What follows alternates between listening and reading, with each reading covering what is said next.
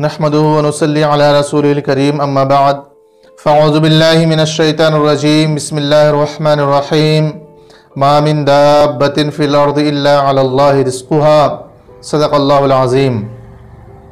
अस्सलामु अलैकुम नाज़रीन, आज मैं आपके सामने शब बारात के उन्वान पे चंद बातें अर्ज़ करूँगा। अल्लाह तबारक व तआला ने इस दुनिया को बनाया उसी दिन से साल के 12 महीने बनाए।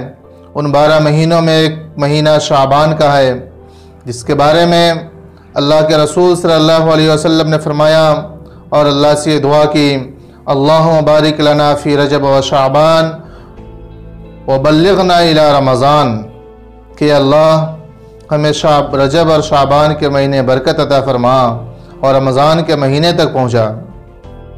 रसूलुल्लाह सल्लल्लाहु अलैहि वसल्लम शाबान के पहली तारीख से 27वीं तारीख तक तकरीबन पूरे माह रोज़ा रखते थे।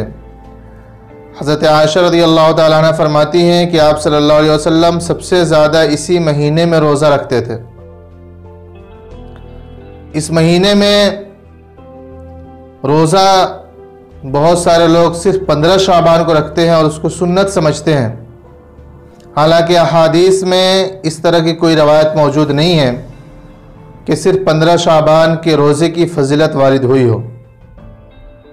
15 शाबान की रात में अल्लाह तबारक व तआला आसमान दुनिया पे नाजिल आते हैं और एक मुनादी ऐलान करता है, अला हल मिन मुस्तगफिरिन फगफिरु लह, क्या कोई है माफ़ी चाहने वाला कि जिसके गुनाह माफ़ कर दिए जाए? कोई है मांगने वाला जिसके सवाल को पूरा किया जाए?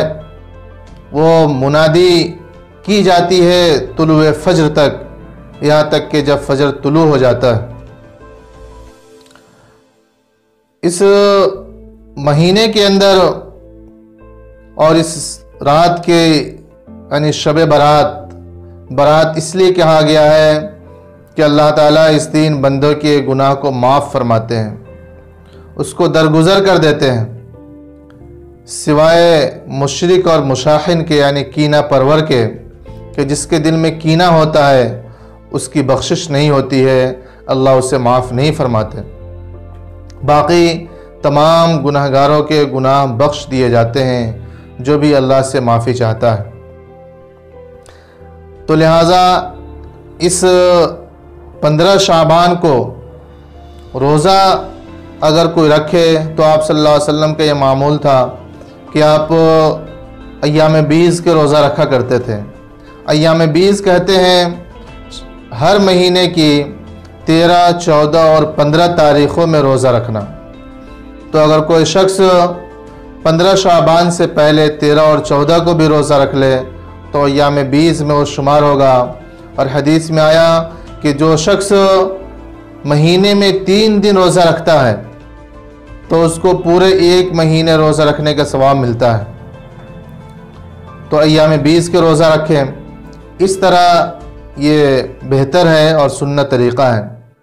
15 शाबान का रोज़ा को हम बहुत से बहुत जायज़ और मुस्तहब कह सकते हैं, क्योंकि 15 शाबान के रोज़ा रखने की ममानियत किसी हदीस में वारिद नहीं है और इस महीने में आप सल्लल्लाहु अलैहि वसल्लम अक्सर रोज़ा रखा करते थे।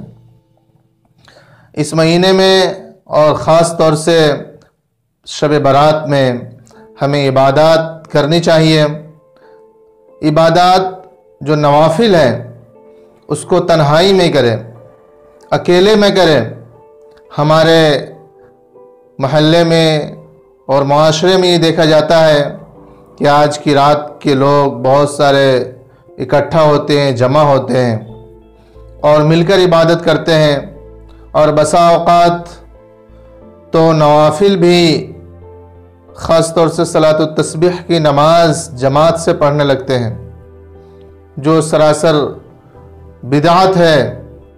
क्योंकि आप सल्लल्लाहु अलैहि वसल्लम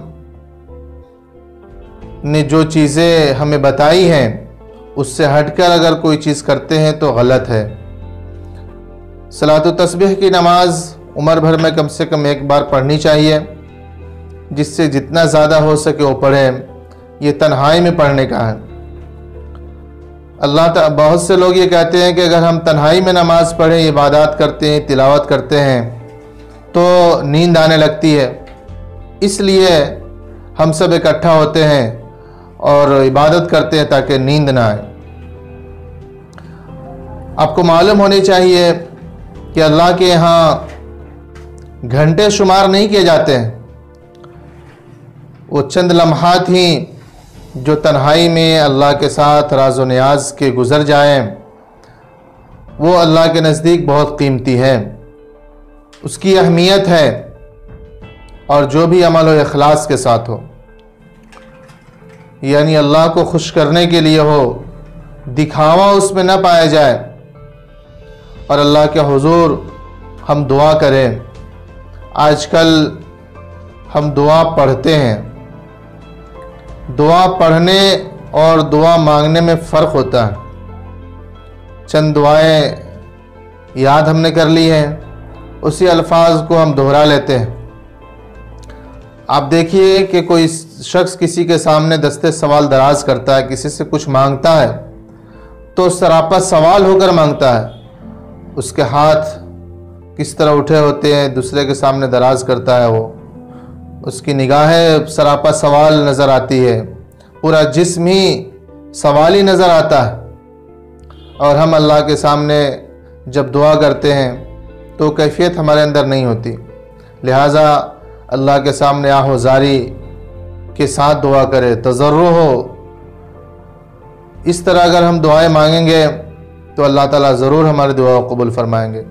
ہمارا دل کہیں اور ہوتا ہے، دماغ کہیں اور ہوتا ہے، اور ہمارے زبان پہ چند الفاظ جاری ہو جاتے ہیں، تو یہ چیزیں اللہ کو مطلوب نہیں۔ ہم گویا بے نیازی کا ثبوت دے رہے ہیں، ہمارا دل و دماغ ہر چیز اللہ کے سامنے حاضر ہو اور اس سے مانگے، جیسے ایک بچہ روتا اور بلبلاتا اور مانگتا رہتا ہے، اور اس وقت تک روتا رہتا ہے جب تک کہ اس کی ضرورت پوری نہیں کی جاتی، تب 2-4 روپے کے خاطر جب رونے لگتے ہیں اور دوسرے کے سامنے سوال کرتے ہیں، تو ہم اللہ کے سامنے جب سوال کریں تو ہمیں چاہیے کہ اس کا خیال رکھیں، تو انشاءاللہ ہماری دعا ضرور قبول ہوگی۔